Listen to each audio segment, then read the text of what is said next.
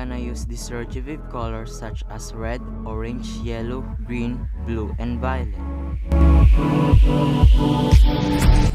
Apply the base color without a lot of pressure.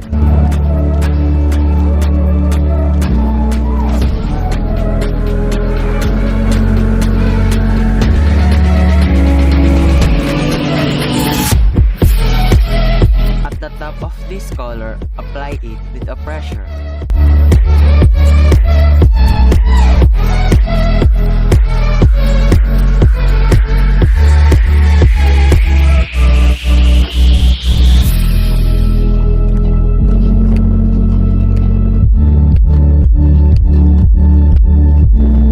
Bottom of this color is leave a light pressure of it because of that part is we are going to blend with the next color.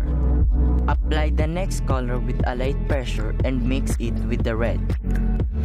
Like the step of the red color are the same to others. So do the step to the following colors.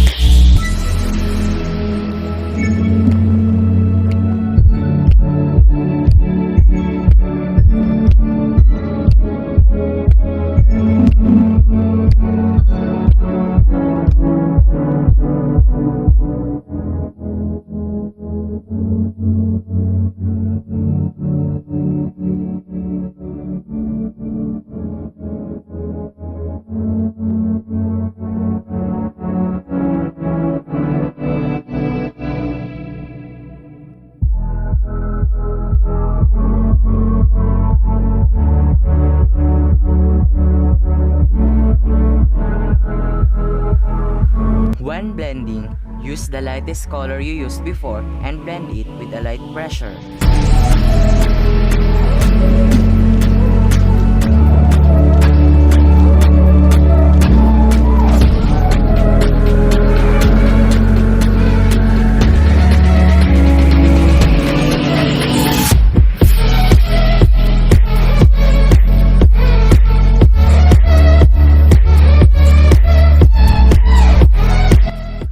If you can't blend the color, layer it with the same color, then mix it again with the light color.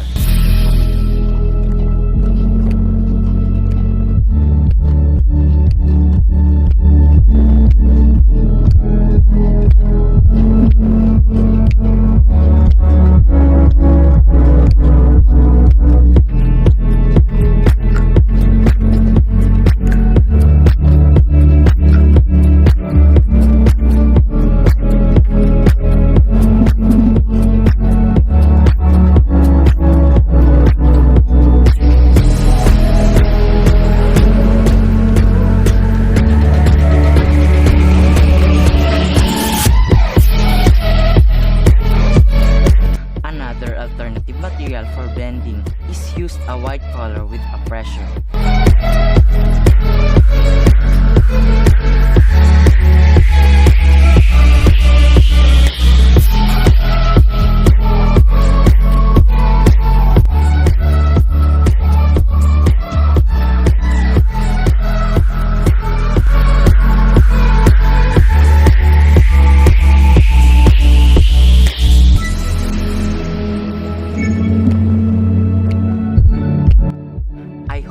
All of these steps or tutorial help on you to improve your blending skills and art skills.